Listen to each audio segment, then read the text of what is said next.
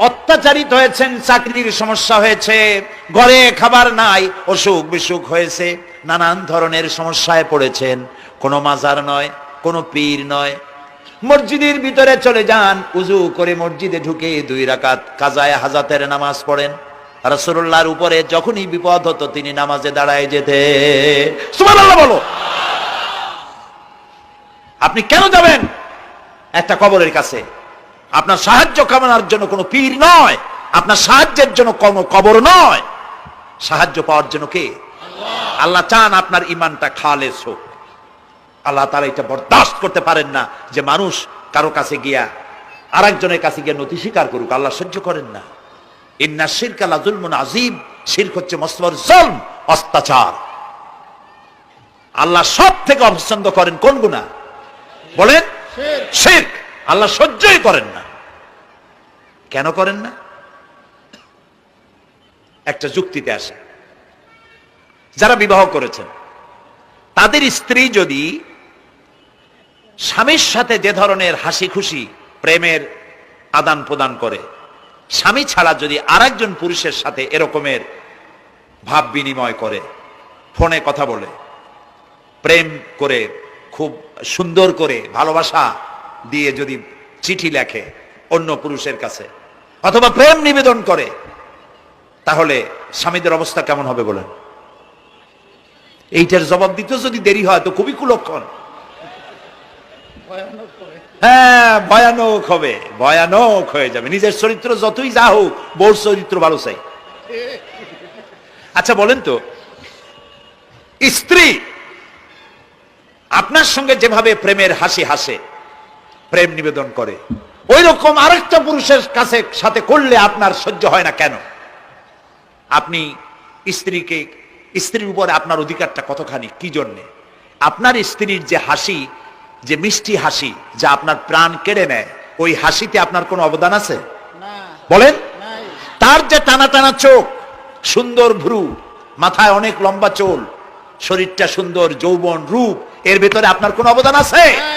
হ্যাঁ আছে, একটু তো আছেই। আপনি যে মুখ দিয়ে বউটা হাসে, সেই ঠোঁটে একটু লিপস্টিক লাগাইছেন। যে চোখের জন্য আপনি পাগল, সেই চোখে একটু কাজল লাগাইছেন। শরীরটাকে পেঁচাবার জন্য সুন্দর একটা শাড়ি কিনে দিছেন। একটা শাড়ি দিয়ে, একটু লিপস্টিক কিনে দিয়ে, চুলের একটা ক্লিপ কিনে দিয়ে, একটা ভালো শাড়ি কিনে দিয়া স্ত্রীর উপরে যদি এত অধিকার আছে যে কোনদিন মৃত্যু পর্যন্ত কোন প্রেমের হাসি, ভালোবাসার আদান প্রদান আপনি ছাড়া আর কারোর সাথে করতে পারবে না, এইটা যদি আপনার অধিকার এভাবে প্রতিষ্ঠিত হয়, তাহলে এই হাসি যিনি দিলেন, এই দাঁত, এই সুন্দর চোখ, এই রূপ, এই যৌবন যে আল্লাহ তাআলা দিলেন, তার সামনে কোনো পীর অথবা কবরের সামনে যদি হাত পাতে আল্লাহ বরদাস্ত করেন না। কথা কি বুঝে আসছে? কথা বুঝে আসছে? আলহামদুলিল্লাহ বলেন। আলহামদুলিল্লাহ। বুঝলেই আমাদের কষ্ট সার্থক। আলহামদুলিল্লাহ বলি। আমরা যেন আল্লাহরে চিনতে পারি, বুঝতে পারি। আমার বিশ্বাস করুন, কোরআন আমার সামনে, আল্লাহর কসম, কোন জীবিত পীর, কোন মৃত্যু পীর আমার ভাগ্যের ভালো বা মন্দ করার কোন অধিকার রাখে না, রাখে না, রাখে না। কোন পীর ফু দিয়ে আমার ভাগ্যকে ভালো বানাই দিতে পারবে না, পারবে না, এবং আমার একটা চুলও বাঁকাও করতে পারবে না। খাইরিহি ওয়া শাররিহি মিনাল্লাহি তাআলা। আমার ভালো, আমার মন্দ করার একমাত্র মালিক কে? আল্লাহ। এক আঙ্গুল আকাশের দিকে উঁচু করে চিৎকার দিয়ে বলুন, কে? আবার বলেন, আবার বলেন, আবারও বলুন। হাত নামান। আল্লাহ কবুল করুন, বলেন আমিন। আমার এই বক্তব্য দিয়ে আমি কোন পীরকে অমর্যাদা করছি না।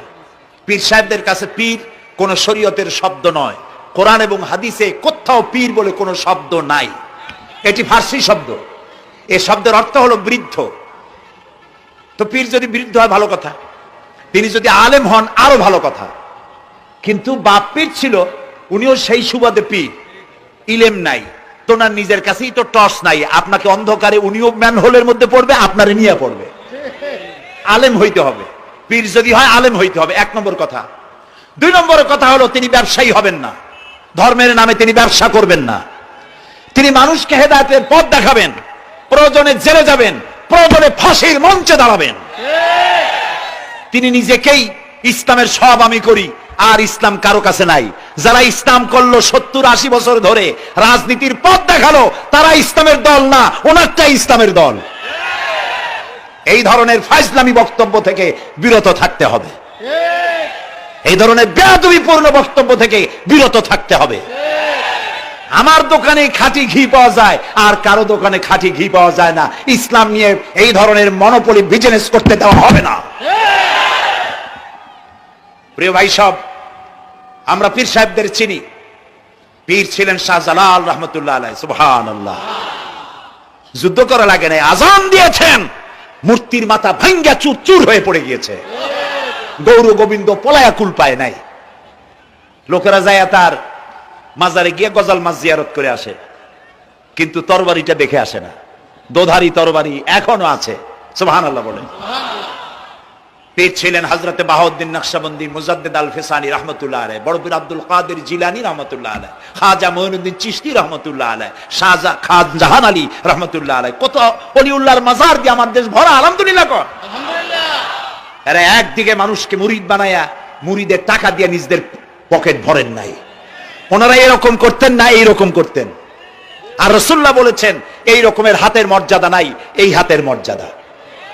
আমি পীর দেখছিলাম, বাইতুল শরীফের পীর হযরত শাহ আব্দুল জব্বার সাহেব, আল্লাহ তাআলা জান্নাতুল ফেরদাউসের মেহমান বানায়নি। এই বাংলাদেশে শত শত মসজিদ, মাদ্রাসার এতিমখানা তৈরি করে গেছেন। সুবহানাল্লাহ। বৃষ্টির মৌসুমে চট্টগ্রামের বাড়ি তার, 14 বছর মাদ্রাসায় ওয়াজি দিয়া চট্টগ্রামে 14 বছর বুখারী শরীফ পড়িয়েছেন। কি মানের আলেম, খালি পীর না। মুরিদরা যত টাকা দিত, এই টাকা দিয়ে বড় বড় মাদ্রাসা মসজিদ করেছেন। আর বৃষ্টির সময় সাথী সঙ্গী নিয়ে বস্তি এলাকায় যেতেন, পলিথিন দিয়া ছাওয়া, বাচ্চা আর তার স্বামী নিয়ে কাতরায় এক কোনায় বসে আছে, খাবার নাই, চাউল নাই, অসুস্থ, তাদের চাউল দিয়ে আসতেন, তাদের রান্না করার শাকসবজি দিয়ে আসতেন, ওষুধ দিয়ে আসতেন, হাড়ি পাতিল দিয়ে আসতেন। বন্যা হলে, তুফান হলে টাকা উজাড় করে যা মুরিদরা দিত সবগুলি উজাড় করে মানুষের খেদমত করতেন। সুবহানাল্লাহ। কাজী যারা জামায় অনেকগুলো পকেট সমানে নিতে থাকে আর ভরতে থাকে, এইভাবে করে এই ব্যবসায়ীদেরকে পরিত্যাগ করতে হবে। পীর হচ্ছে ওই সমস্ত লোক যারা নাকি ধর্মের নামে ব্যবসা করে না, বরং আল্লাহর দ্বীনকে প্রতিষ্ঠা করার জন্য কথা বলে। প্রিয় ভাই সব, আমাদের জেহেন সাফ করতে হবে, পরিষ্কার করে বুঝতে হবে আমার ভালো আমার মন্দ কে করতে পারেন? আল্লাহ। সম্রাট শাহজাহান নাম শুনেছেন? কোথার বাদশা বলেন? দিল্লির সম্রাট। সম্রাট শাহজাহান পৃথিবী জোড়া নাম তার। কবি বলছেন, শাহনে জাহাं को जिन्हें फख्र से देते थे बाज, वाज कब्र में है सूरह अलहम्दु की मोहताज। যে শাহজাহানকে কর দিয়া ট্যাক্স দিতে পারলে জনগণ নিজেদেরকে গৌরবান্বিত বলে মনে করত, সেই শাহজাহান কবরে শুয়ে আছে, সূরা ফাতিহার মুহতাজ হয়ে আছে। সুবহানাল্লাহ। যদি কেউ আমার কবরের কাছ থেকে হেঁটে যাইতো আর একটু সূরা ইখলাস পড়ে সব রেসানি করতো, আমি কিছু পাইতাম। আহারে, এই এতিম ফকির হয়ে শুয়ে আছে। এক ফকির দিল্লি ঘুরতেছে, একজন বলছে, ভাই তোমারে তো খয়রাত করে দেখতেছি আমি সেই ছোটবেলা থেকে, খালি তুমি খয়রাত করো। একটা জিনিস আপনারা মনে রাখবেন, গরিব, আজকে যারা গরিব পরিশ্রমের মধ্য দিয়ে কালকে তারা ধনী হতে পারে, কিন্তু যারা ভিক্ষুক, যারা ভিক্ষা করে, জিন্দেগিতে কোনোদিন তারা বড় হতে পারবে না। ভিক্ষা করা যাদের অভ্যাস, জীবনেও বাড়ি করতে পারবে না, জীবনেও ধনী হইতে পারবে না, কিন্তু গরিব ধনী হইতে পারবে। কারণ হলো আল্লাহর কাছে দুইটা বৈধ জিনিস অত্যন্ত ঘৃণিত। কয়টা? একটা হলো তালাক, আর একটা হলো ভিক্ষাবৃত্তি, মানুষের কাছে চাওয়া। আল্লাহ পছন্দ করেন না। তো ভিক্ষুক ঘুরতেছে, একটা লোক বলল, মিয়া তোমার তো সারা জীবনই খরচ করতে দেখি। খরচ করবো না, করবো কি? যার কাছে যাই সে দেয় 4 আনা 2 আনা 1 টাকা, এর বেশি তো দেয় না। তেদি আমি কেমনে বড় লোক হবো? কয়েছে তুমি বাদশারের চোখে দেখো না, বাদশারের চোখে দেখো না। কয় বাদশার কাছে কি আমার মতো লোক যাইতে পারে নাকি? কল না, যাইতে হবে, যাও। বাদশাহ একবার যাবা, এমন দেওয়া দেবে জীবনে আর তোমার খরচ করা লাগবে না। পাতি শিয়ালের পিছনে ঘুরে তো লাভ নাই। পাতি শিয়ালে খায় মুরগি, তোমার একটা ঠ্যাং দেবে, দাঁতের খেলালের কাজ হবে না। বাঘের পিছনে ঘোরো, বাঘে খায় গরু আর হরিণ, একটা রান দিলে তুমি 1 সপ্তাহ খাইতে পারবে। কাজে ঘুরতে গিয়েও বোঝা উচিত কার সাথে ঘুরি। তো বলছে বাদশার কাছে যাও। তো বাদশারে পাবো কই? কই তো দেখলাম কেবল মসজিদে ঢুকলো। তারপরে ফকির গিয়ে দাঁড়ায় আছে বারান্দায়, দেখে যে উনি বাদশাহ ভেতরে বসে হাত তুলে আছে ভাবে, আর চোখ দিয়ে পানি পড়ে দাড়ি ভিজে ভিজে পড়তেছে। নামাজ শেষ করে মোনাজাত শেষ করে বাদশাহ বেরিয়েছেন। কোন বাদশাহ? শাহজাহান। বাইরে আসার পর ফকির বলল আসসালামু আলাইকুম, বলে ফকির রওনা করছে। বাদশাহ বলে দাঁড়াও, তুমি যে রওনা করলা তোমার তো ভিক্ষুক মনে হয়, আর লোকেরা যারা ভিক্ষুক না তারাও তো আমার কাছে চায়, আর তুমি তো ভিক্ষুক, চাইলে না কেন কিছু? ভিক্ষুক বলে জাহাপানা,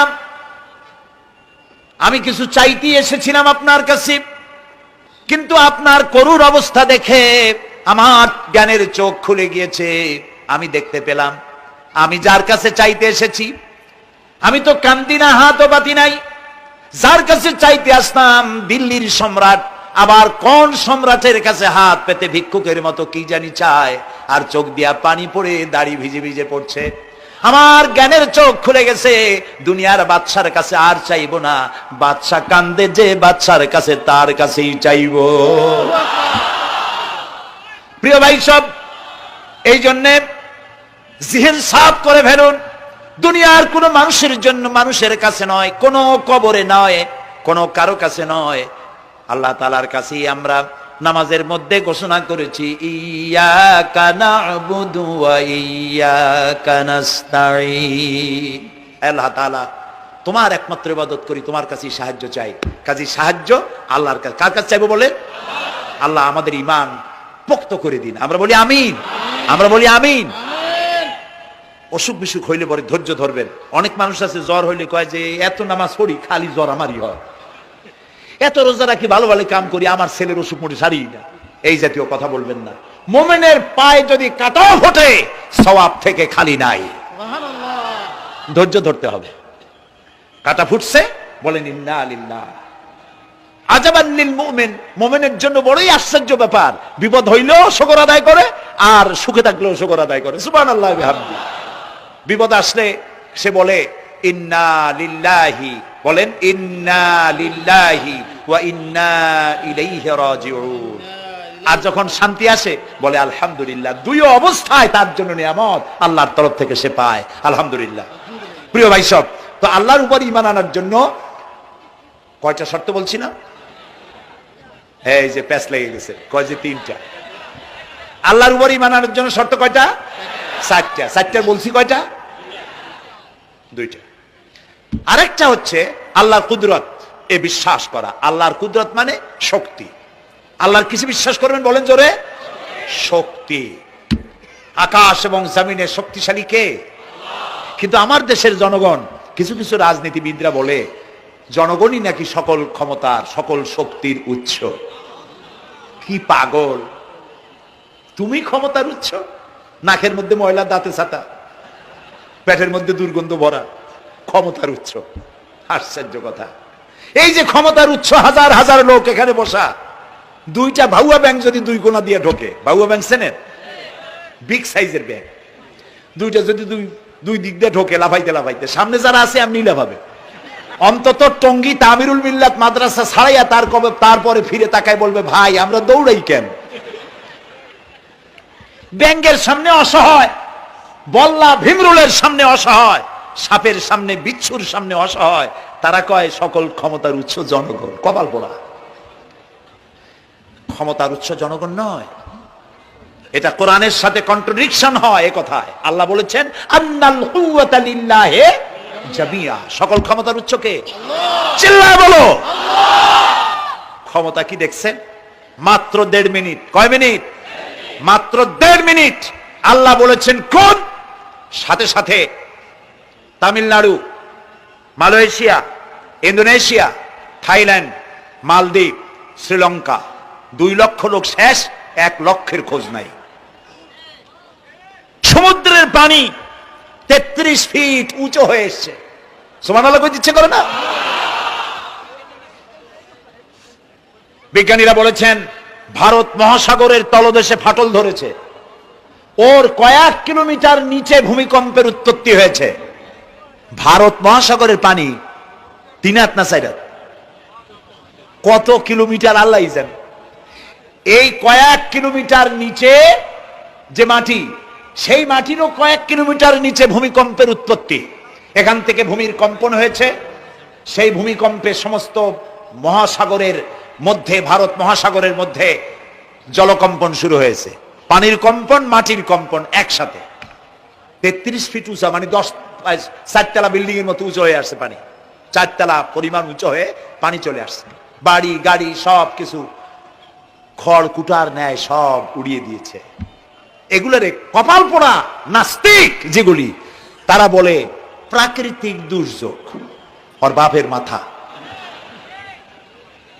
আচ্ছা, প্রাকৃতিক দুর্যোগ, প্রকৃতি কি কোন জন্তুর নাম? প্রকৃতি কোন জন্তু জানোয়ারের নাম? প্রকৃতি নিজে চলে না কেউ তাকে চালায়? কে চালায়? কপাল পোড়ারা তা বুঝে না। বিশ্ববিদ্যালয়ের শিক্ষক হয়েছে তো, আল্লাহ দিয়ে আসি কোথায়?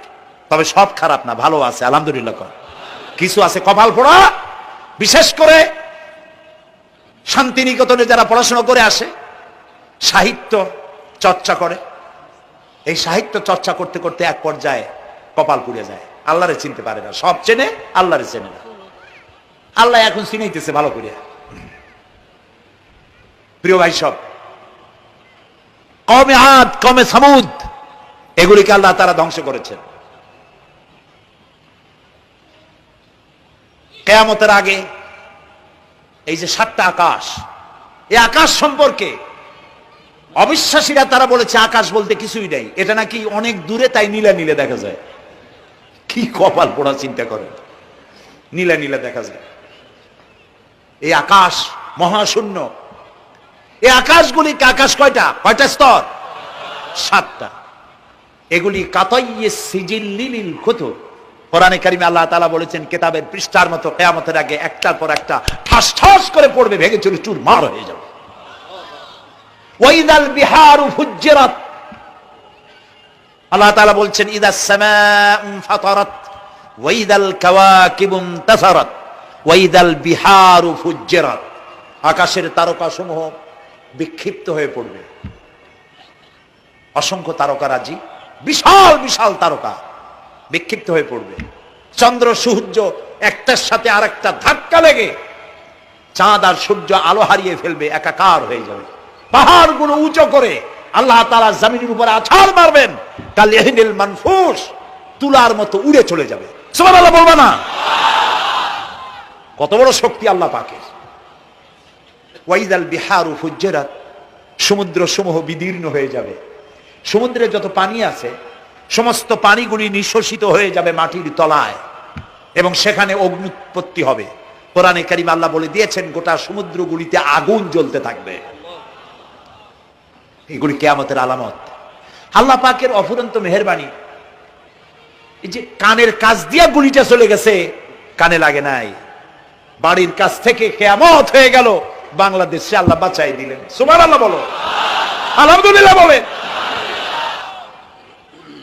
আমাদের প্রতিবেশী দেশগুলিতে যেভাবে আঘাত লাগছে, ওর 1000 ভাগের 1 ভাগের আঘাত কয়েক সেকেন্ড যদি বাংলাদেশে হতো, আমাদের সব অপরিকল্পিত শহর, রাজুক পারমিশন দিয়েছে 3 তলার, করা হয়েছে 7 তলা। এইভাবে অপরিকল্পিত যত বিল্ডিং আছে, এগুলি পচা সিমেন্ট দিয়ে, পচা ইট দিয়ে তৈরি করা হয়েছে। 2-3 সেকেন্ডের ভূমিকম্প যথেষ্ট এই শহর লন্ডভন্ড করে দেওয়া। অসংখ্য মানুষ মারা যাবে, অসংখ্য বাড়িঘর শেষ হয়ে যাবে। এদেরকে রেস্কিউ করার মতো মডার্ন ইকুইপমেন্টসও গভর্নমেন্টের কাছে নাই। এই জন্য আল্লাহর কাছে সেজদা দিয়া গুনার তওবা করতে হবে, আল্লাহ আমাদের মাফ করে দাও, আমার এই গরিব দেশটাকে কিয়ামত পর্যন্ত এই গজব থেকে বাঁচাও। প্রিয় ভাই সব, আল্লাহ তাআলার ক্ষমতার ওয়াজ আমি আজ করতে পারবো না, অনেক লম্বা হয়ে যাবে। কারণ আমাকে 3টা পুঁজির কথা তো কমসে কম বলতেই হবে, অল্প করে হলেও। শুনবেন তো? আল্লাহ তৌফিক দিক, বলেন আমিন। আল্লাহ তাআলার ক্ষমতায় বিশ্বাস করা, তার প্রচন্ড ক্ষমতা, যা খুশি তাই বলেন করতে পারেন। মরাকে জিন্দা, জিন্দাকে মারতে পারেন, মরুভূমিতে ফুল ফুটাতে পারেন। সুবহানাল্লাহ, যা খুশি তাই করতে পারেন। এই শক্তি সহকারে আল্লাহকে বিশ্বাস করতে হবে। 4র্থ নম্বরে, আল্লাহর হুকুম এবং হাকাম, আদেশ নিষেধ। আমি আল্লাহরে বিশ্বাস করি, এই কথার কোনো দাম নাই যদি তার আদেশ না মানি। এই কথার কোনো দাম নাই যদি তার নিষেধকে আমি আমার জীবনে প্রত্যাহার না করে চলতে পারি। মুসলমান বলে দাবি করার কোনো মূল্য নেই। একদিকে নামাজ পড়ি, আর একদিকে ওজনে কম দেয়, খাদ্যে ভেজাল দেয়, বেপরদা করি, মিথ্যা কথা বলা হয়, ওজনে কম দেয়, খাদ্যে ভেজাল দেয়, জমিনের আইল ঠালে আমানতের খেয়ানত করে, আল্লাহর হুকুম মানা হলো না, রসুলের আদেশ মানা হলো না।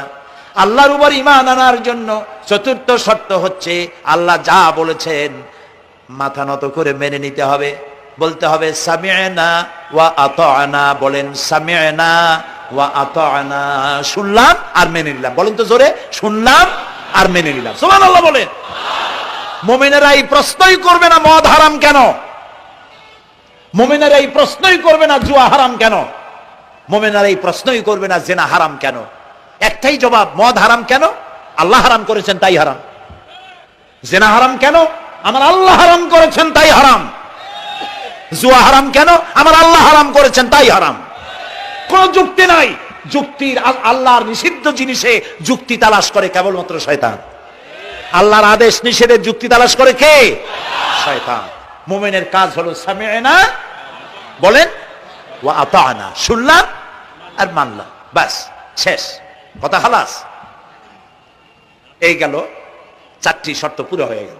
এই চারটি শর্ত যদি পূরণ করতে পারি তাহলে আল্লাহরে বিশ্বাস করছি এটা প্রমাণিত হবে, এটা জাস্টিফাই হবে, এটা সত্যতা প্রমাণ হবে যদি আল্লাহর হুকুম মতো। এক নম্বরে হলো, আমি আবার কথাটা প্যাকেট করে দিই যাতে করে আপনারা বাড়ি নিয়ে যাইতে পারেন। আল্লাহর উপরে ঈমান এনেছি, এই কথাটাকে কমপ্লিট করার জন্য শর্ত কয়টা? চারটা। এক নম্বরে আল্লাহর অস্তিত্বে বিশ্বাস, বলেন আল্লাহর অস্তিত্বে বিশ্বাস। দুই নম্বরে আল্লাহর গুণাবলীতে বিশ্বাস। তিন নম্বরে আল্লাহর ক্ষমতায় বিশ্বাস। চার নম্বরে আল্লাহর আদেশ এবং নিষেধে বিশ্বাস, মান্য করে চলা। আল্লাহ যেন এই তৌফিক আমাদের দেয়, বলেন আমিন। আল্লাহ রাব্বুল আলামিন দুনিয়ায় শান্তি, আখিরাতে জাহান্নাম থেকে মুক্তি দেওয়ার জন্য আল্লাহ পাক আমাদেরকে একটা ব্যবসার কথা বলেছেন। ওই ব্যবসায় পুঁজি কয়টা? বলেন। তিনটা পুঁজি। বলছি কয়টা? দেখেন যে কেমনি প্যাঁচ লাগে। বলছি মাত্র একটা, সে একটা ডাল বাইর করছি চারটা। এবার আসেন মূল পয়েন্টে। এবার দ্বিতীয় পয়েন্ট, রসুলের প্রতি ঈমান। আমরা তো রসুলের প্রতি ঈমান আছি কিনা বলেন? রসুলের প্রতি ঈমান এনেছি। আমাদের এই ঈমান যথেষ্ট নয়, কারণ আমাদের ঈমান হলো রবিউল আউয়াল মাসে ঈমান তাজা হয়, ঠিক না? ঠিক না? রবিউল আউয়াল মাস যখন আসি, ব্যানার টানাই, শামিয়ানা টানাই, রাস্তাগুলিতে ফ্ল্যাগ লাগাই আর আলোক সজ্জা করি। মন্ত্রীরা আসেন, নেতারা আসেন, সিরাতুন নবী মাহফিলে দাঁড়ায় বলেন নবীর আদর্শ অনুসরণ করা ছাড়া উপায় নাই। অথচ ওনার পা থেকে শুরু করে মাথা পর্যন্ত নবীর আদর্শ নাই। আবার এই নেতা রামকৃষ্ণ মিশনে, রামকৃষ্ণ পরমহংসদেব তার মঞ্চে গিয়ে বলেন রামকৃষ্ণের নীতির ছাড়া বিকল্প কিছুই নেই। আবার গৌতম বুদ্ধের জন্মবার্ষিক উদযাপনের জন্য সেখানে গিয়ে বলেন গৌতম বুদ্ধের অহিংস নীতি অনুসরণ করা ছাড়া জাতির যোগীনাথ হওয়ার আর কোনো পথ নাই। যেখানে যায় সেই জায়গার বুলি ধরে। রবিউল আউয়াল মাস আসতে পারে, আলোকসজ্জা করে, ইয়া নবী সালামু আলাইকা, ইয়া রাসূল সালামু আলাইকা। এরপরে গরম গরম জিলাপি রাসূলুল্লাহকে বুঝায় দেওয়া হলো, হে রাসূল আপনি তাকিয়ে দেখেন কত মহব্বত আপনারে করি। আপনার মহব্বতের জন্য আমাদের শহরের কোন মিষ্টির দোকানে আর মিষ্টি নাই, সব আমরা খাইয়া শেষ করছি। এই হলো মহব্বত। এই মহব্বতে এই ঈমানে কাজ হবে না। এই ঈমানে বলেন কাজ হবে না। কোন ঈমানে কাজ হবে? রাসূলের প্রতি ঈমানের অর্থ কি? এর অর্থ হচ্ছে নবী করিম সাল্লাল্লাহু আলাইহি ওয়াসাল্লাম আমাদের রাসূল, আমাদের নেতা। আমাদের রাসূল আমাদের নেতা, আমরা তার উম্মত, তার অনুসারী। অনুসারীর কাজ কি? নেতার পূর্ণাঙ্গ অনুসরণ করণ, রাসূলুল্লাহর আনুগত্য করতে হবে। এটা কে বলেছেন? আল্লাহ রাব্বুল আলামিন সূরা আলে ইমরানের মধ্যে বলেছেন কুল ইন কুনতুম তুহিব্বুনাল্লাহা ফাত্তাবিউনি ইউহিব্বুকুমুল্লাহ ওয়া ইয়াগফির লাকুম যুনুবাকুম আল্লাহু গফুরুর রহিম। হে নবী আপনি বলুন, তোমরা যদি আল্লাহকে ভালোবাসো তাহলে তোমার কাজ হচ্ছে, তোমরা যদি আল্লাহকে ভালোবাসো তাহলে তোমরা আমার আনুগত্য করো, আমার অনুসরণ করো। কার? রাসূলের। বলেন কার? রাসূলের অনুসরণ যদি তোমরা করো, খেয়াল করে শুনতেছেন তো? আল্লাহ তাআলা বলছেন, নবী আপনি বলেন, তোমরা যদি আল্লাহকে ভালোবাসো, তোমাদের এই দাবি যদি সত্য হয়, তাহলে আমার অনুসরণ করো, আমার আনুগত্য করো। আমার অনুসরণ, আমার আনুগত্য করলে পরে তোমাদেরকে আল্লাহ রাব্বুল আলামিন ভালোবাসবেন এবং তোমাদের তামাম জিন্দেগীর সমস্ত গুনাহ খাতা আল্লাহ তাআলা মাফ করে দিবে। আমরা কি গুনাহ মাফ করাইতে চাই? বলেন চাই? আসুন রাসূলের আনুগত্য করুন। রাসূলের আনুগত্য কিরকম? রাসূল যেভাবে মুছ কাটছে আমরা সেইভাবে মুছ কাটবো। তিনি দাড়ি যেভাবে রাখছেন আমরা সেইভাবে রাখবো। তিনি চুল কাটছেন যেভাবে সেইভাবে করব। তিনি পায়ের নখ, হাতের নখ যেভাবে কাটছেন সেইভাবে করব। তিনি যেভাবে বিবাহ করেছেন সেই সুন্নত অনুযায়ী বিবাহ, তিনি যেভাবে দেশ চালাইছেন সেইভাবে দেশ চালাবো। রাসূলের অনুসরণের অর্থ শুধু এই নয় যে তিনি যেভাবে সুরমা লাগাইছেন আমি ওইরকম সুরমা দেব, তিনি যেভাবে কদু খাইছে আমিও কদু খাবো, এটা নয়। এটা নয়, শুধু রাসূলের আনুগত্য হবে মুরগির ফার্ম থেকে শুরু করে জাতিসংঘ পর্যন্ত, জীবনের সব ক্ষেত্রে। আর বিশ্বাস করতে হবে তিনি শেষ নবী, তারপরে আর কোন নবী আসবে না। আল্লাহ রাব্বুল আলামিন সূরা আহজাবের মধ্যে বলেছেন, মা কানা মুহাম্মাদুন আবা আহাদিম মির রিজালিকুম ওয়ালাকির রাসূলুল্লাহি ওয়া খাতামান নাবিয়্যিন। মুহাম্মদ সাল্লাল্লাহু আলাইহি ওয়াসাল্লাম তোমাদের কোন পুরুষদের পিতা নন, তিনি আল্লাহর রাসূল এবং তাকে দিয়ে নবুয়তের মিশনকে খতম করে দেওয়া, কমপ্লিট করে দেওয়া হয়েছে। আর কোন নবী, রাসূলুল্লাহ বলেছেন লা নাবিয়্যা বাদি ওয়ালা রাসূল, আমার পরে আর কোন নবী আসবে না, রাসূল আসবে না। কথা বুঝে আসছে? আল্লাহর নবীর পরে আর কোন নবী হবে না। আল্লাহর নবী বলেছেন, একটি ইমারত তৈরি করে তার ভিতরে একটা ইট যদি খালি থাকে, একটি ইটের জায়গা যদি শূন্য থাকে, তাহলে সকলের চোখে ধরা পড়বে। ওই ইটখানা দিলে পরে বিল্ডিংটা কমপ্লিট হয়ে যায়। নবুয়তির যে ইমারত আল্লাহ তৈরি করেছিলেন, ওর ভিতরে একটা ইটের অভাব ছিল। আল্লাহ পাক আমাকে দিয়ে সেই শূন্য জায়গা পূরণ করে দিয়ে নবুয়তের মিশনকে কমপ্লিট করে দিয়েছেন। রাসূলুল্লাহ বলেছেন আমার পরে আর কেউ নবী হবে না। পৃথিবীর সব মুসলমানদের আকীদা, মুহাম্মদ সাল্লাল্লাহু আলাইহি ওয়াসাল্লামের পরে যদি কেউ নবুয়তের দাবি করে সে কাফির, হাজার বার কাফির। তারা যারা তাকে যারা নবী মানবে তারাও। রাসূলুল্লাহ বলেছেন আমার পরে 30 জন মিথ্যেবাদী নবুয়তের দাবি করবে। তার মধ্যে একজন তো দাবি করছে রাসূলের জীবদ্দশায়, একটা ছিল মেয়ে লোক আর একটা ছিল পুরুষ। পুরুষটার নাম ছিল মুসাইলামা কাযযাব, নামই ছিল কাযযাব। কাযযাব মানে মিথ্যাবাদী। দেখছেন অবস্থা, নামই মিথ্যাবাদী। উম্মতেরা কইল যে আপনি তো একজন নবী, আমরা সৌভাগ্য আর দুর্ভাগ্য হোক আপনারা নবী বলে মানলাম। মুহাম্মদ সাল্লাল্লাহু আলাইহি ওয়াসাল্লামের কাছে প্রায় জিবরাইল আসে আর ওহী আনে, আর আপনি আমাদের কোনো ওহী দিতে পারলেন না পর্যন্ত। কয় যে কেবল না নবী হইলাম, অপেক্ষা করো, ওহী আসবেন। বেশ কিছুদিন যাওয়ার পর খুব চিন্তা ভাবনা করে কয় যে ওহী একটা আসছে। উম্মতেরা সব দৌড়ে আসছে, কি ওহী? কয় যে এইমাত্র শেষ রাত্রে জিবরাইল আসছিল, আইসা আমারে কয়ে গেল একটা সূরা নাজিল করলো। সূরাটা কি? ইন্না আতাইনাকাল আকাক ফাসাল্লি লিরাব্বিকা ওয়াজআক ইন্না শানিয়াকা হুয়াল আবলাক। উম্মতেরা কয় সর্বনাশ, এই সূরা পড়তে গেলে তো আমরা কাইসা মরে যাব। এর অর্থ তো খুব বিকায়দা। কি কি সূরা নাজিল হলো আপনার উপরে? ইন্না আতাইনাকাল আকাক মানে আমি তোমাকে হুতুম পেশা দান করেছি,